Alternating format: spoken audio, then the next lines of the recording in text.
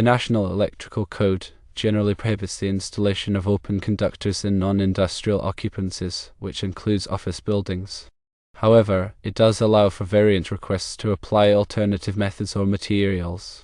The authority having jurisdiction, or OJ, is responsible for granting or denying variance requests.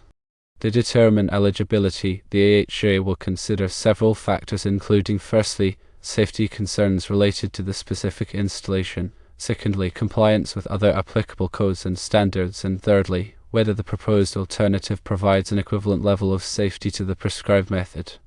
To obtain a variance, you should 1. Contact the AHA to request guidance and determine their specific requirements for variance requests.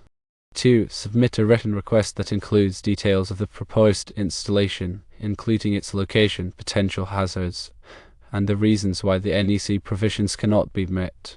3. Provide supporting documentation, which may include engineering calculations, test data, or references to other approved installations. 4. Consider the AHA decision. The AHA may grant, deny, or place conditions on the variance.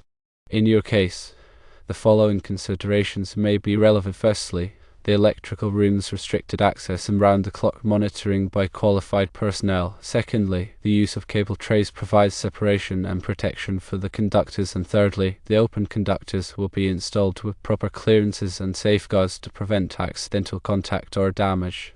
The likelihood of obtaining a variance will depend on the specific circumstances of your project and the AHA interpretation of the NEC requirements.